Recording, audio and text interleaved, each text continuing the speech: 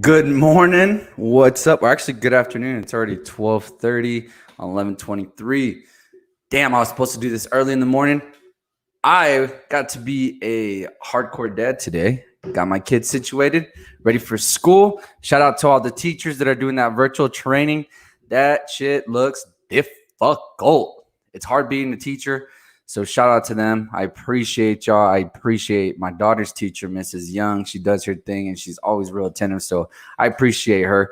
But shout out to all those other teachers, man, from every level. Shout out to you guys. Appreciate y'all. Don't forget the show is sponsored by Amity Boutique NM. So go check them out. Show them some love. They will be having a Black Friday special. So be on the lookout for that this week. Shall be interesting. But guys, got to bring that energy today. We got to bring the energy. What were our takeaways from this weekend? I think Jay Will said it best.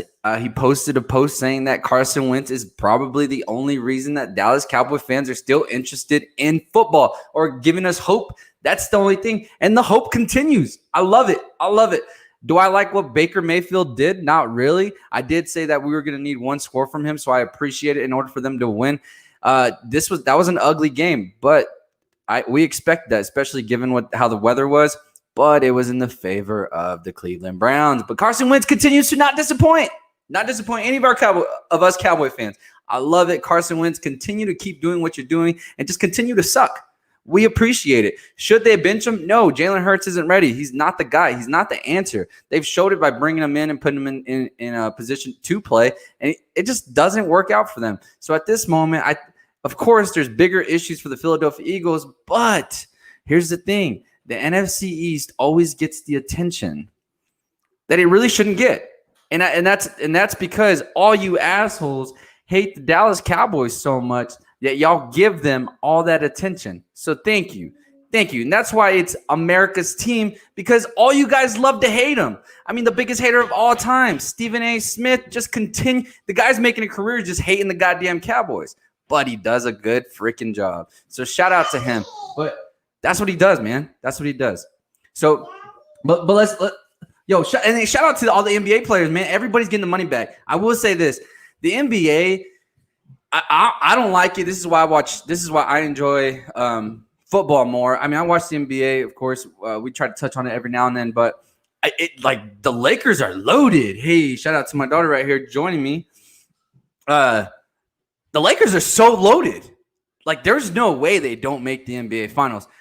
The Brooklyn Nets need to be careful. They need to be careful because it's a championship or bust. But the way the Lakers are stacking up, come on now. There's no way. There is no way the Lakers will not win the NBA championship and go back-to-back and repeat. There's no way. They're loaded, son. Loaded. All right, man. That game last night, woo! JB, man, we had it streaming. That shit was so fun doing it with JB. He didn't show up, but he did show up for the live reaction with me. That was so dope. But guys, here it is, man. I'm not saying as a Cowboys fan, I'm not saying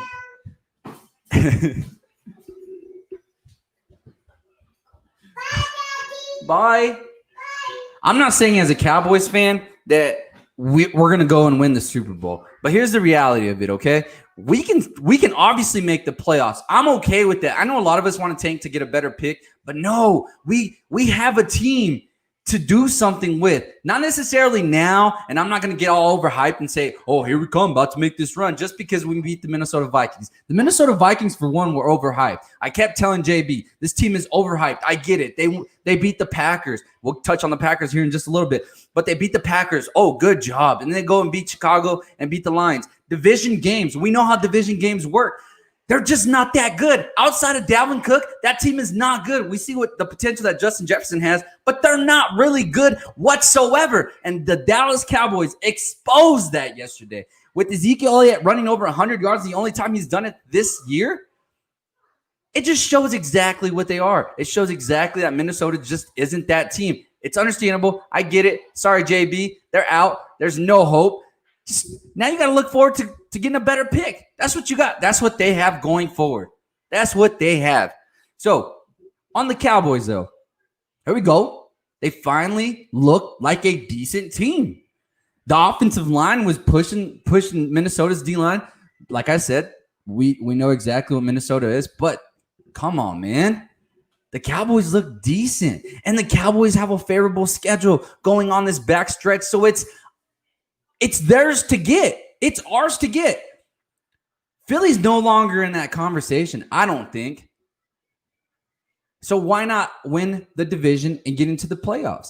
All you haters want to talk about the NFC being ass. Yeah, it is ass. We get it. But all they got to do is win their division, and that's just the reality of it. It's not going to change, so get over it. Shut the hell up. Move on. We've seen this happen before. We saw this years ago when Carolina, I think they made it 7-9, got in the playoffs, and actually won the wild card game. Won't be surprised if this happens in the NFC East. But I'm not saying that it's going to be the Dallas Cowboys that wins that game. I'm just saying, don't be surprised when a team from the NFC East goes in and wins at least the wild card round. I'm just saying. And when it happens, I'll see you. I'll see you, baby. You guys be ready. Be ready. Because the Cowboys are here. I'm not saying they're solid. But like we've been saying, this is going to be a team that you really don't want to play. As much people say, oh, let's play the Cowboys. They suck. Come on now. Come on now. Be a realist. Be a realist. That defense is finally picking up. Shout out to Randy Gregory finally the guy's allowed to smoke now, so it's all good. And now he's performing at the highest level. I love it. DeMarcus Lawrence is starting to look a little bit better. That defensive line is finally doing something. It seems like Mike Nolan is not really the issue. It was just the fact that there was no training camps. You can make that excuse for any team, anybody. I mean, look at the goddamn Ravens. They just can't get it figured out. I'm just saying. But here we go, baby. Is there trouble in Green Bay? Yesterday on the show, I said that Aaron Rodgers should be the MVP. I'm not going to go back on that statement, not even after what Patrick Mahomes displayed yesterday. Of course, Patrick Mahomes should be up there because he's the best player in the NFL, right? But we got to look at what Aaron Rodgers did yesterday. I thought Aaron Rodgers actually had a good game, okay? Aaron Rodgers did really good. It was the team that let him down. These guys had 4 turnovers, 3 fumbles. He only had 1 interception, but that's okay. But 3 turnovers, 2 there at the end. This game should have been wiped out of the surface. This shouldn't even have been a game. Somehow, this Indianapolis Colts team just kept sticking in there. But it was because the Green Bay Packers kept giving them life. Valdez Scandrick, whatever the hell his name is. Come on, man. The guy, but let's be real. Why the hell is this guy even getting death threats? Come on, guys. I get you're an idiot. You probably shouldn't bet. That's probably why you got that upset. But don't bet. Don't bet. If it's that serious, bro, if you're going to put your goddamn mortgage on it and then want to take someone's life over it, you should probably take your own. I mean, you shouldn't. But what I'm saying is, come on now. Blame yourself for putting money on a team that's 50-50 going into the Packers weren't even the favorites going into this, you idiots. Just saying, I put money on the Packers. I thought they were going to win, but I'm not. I mean, come on now. Let's be real. There's no panic in Green Bay. Aaron Jones does have to play better. 10 carries, 41 yards. Do better, man.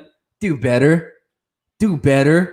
Aaron Rodgers, though, 27 for 38, 311 yards, 3 touchdowns, 1 INT. That's a hell of a game if you ask me. Phillip Rivers on the other side, though, matched it. 24 for 36, 288 yards, and 3 touchdowns, 1 INT. That's unusual. But here's the one take that I will take from this game is the fact that the Green Bay Packers actually held Jonathan Taylor for under 100 yards, which is unusual. I actually thought that if the Indianapolis Colts had any success, it was going to be during the running game. Boy, did we see different. I didn't think Phillip Rivers had it in him. Well, shout out to that kicker also with the goggles. Probably saved them multiple times. But there's no panic in Green Bay, man. They got the favor in the schedule. Green Bay should finish this out. They should finish number 1, even after what we saw from the New Orleans Saints. These two teams are a finesse team. JV's been saying this for years now. Both of these guys are soft, and it's because once you punch them in the mouth, it seems like they just can't stop getting punched. But look at the Packers, man. Let's look at the schedule. They got the Bears. We know what the Bears can do offensively. Nothing. Come on, Nick Foles, you're trash, but he's not going to be back. But his injury wasn't as big as they said. But I still think you put Mitch Trubisky, it gives you the best chance to win.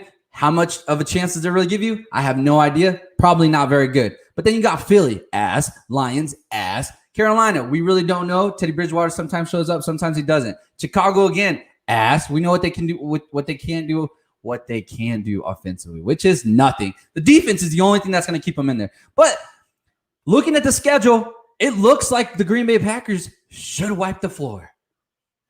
Easy money. Aaron Rodgers, looking at the schedule, should win MVP. Enough said. But shout out to the Colts. Every time I go against them, they somehow find a way. Somehow find a goddamn way. Shout out Kevin Kelly, man. The guy is hype. He probably wants me to go against them every time. But I'll tell you what, this next week, the Colts against the Titans, basically for the division, pretty much the division game, or the division championship game. That's going to be one hell of a game. I'll give you a hot take on Sunday on that one. That one's going to be super interesting, man. I love that. I love the matchup. Obviously, the Colts, I mean, they have the best. They gave up the least yards as a defense in total yards. I mean, the defense is solid. I never said this team was ass, but they got Phillip Rivers. The guy is 34 years old. I mean, everyone knows that you really don't. It's a coin toss with what type of decisions he's going to make. I'm surprised he didn't have more interceptions. And that may go against the Packers because the defense is their only weakest link, I think, in my opinion. But I thought it was against the rush. And yesterday it was against the pass. This Colts team is pretty legit. But let's see what happens when their backs are against the wall. Like this Sunday. Let's check that out. All right, man, let's move on. Let me get a little sip real quick.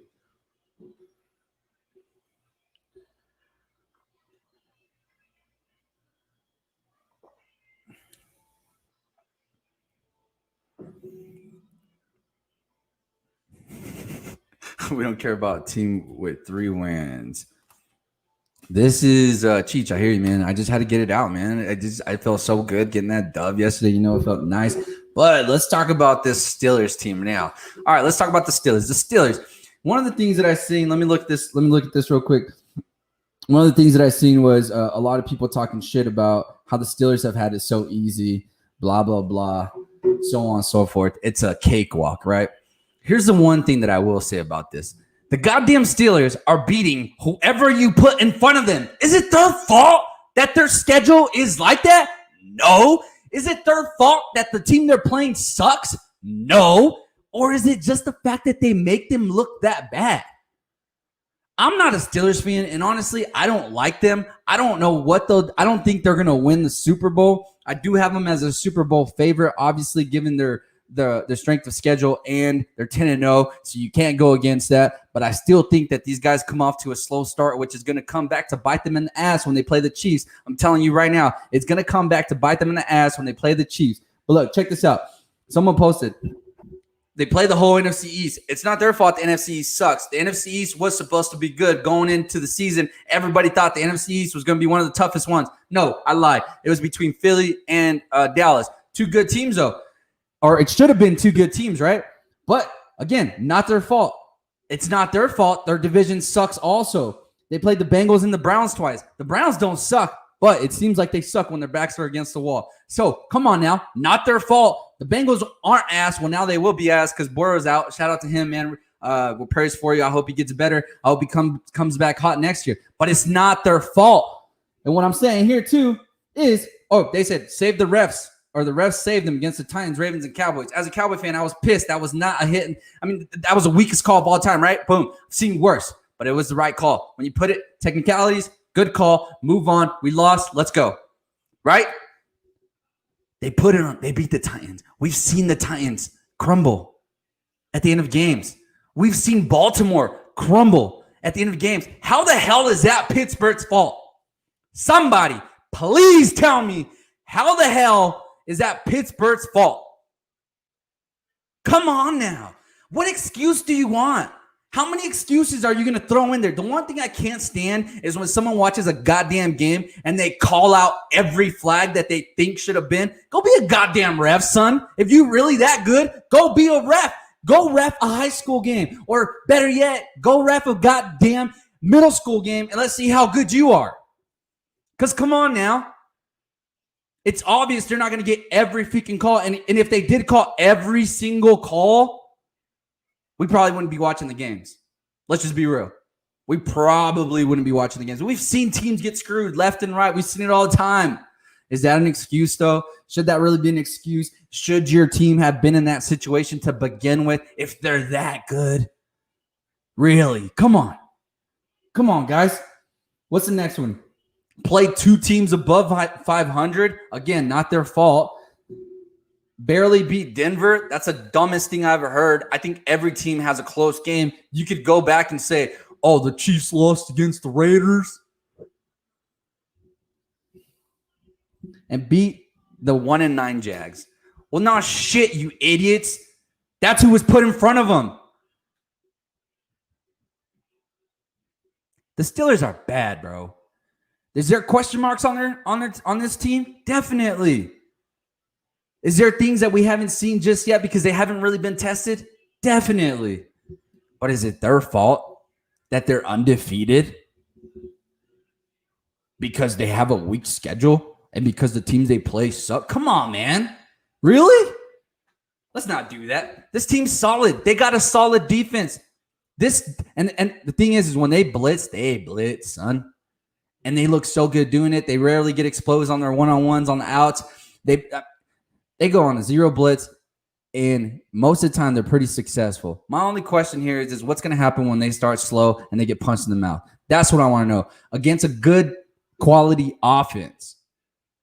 That's the big question there, is what's going to happen when they get punched in the mouth by a good offense. When I say good offense, I mean the Kansas City Chiefs. That's what I'm saying. But for now, respect the fact that this team's 10-0. We've seen teams go undefeated and lose in Super Bowls or Super Bowl. New England Patriots, right? All right. Let's pump the brakes, man. I told y'all to pump the brakes on Tua.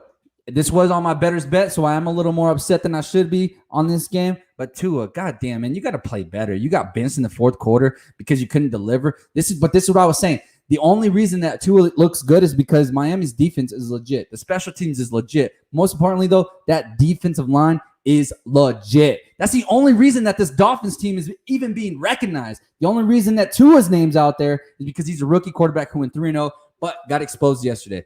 That sucks, right? But it's the reality of it. Come on now. I told you guys, don't get overhyped. Don't jump on that train just yet. Not yet. And I'm still going to hold the brakes. They should make the playoffs because it's favored in their direction.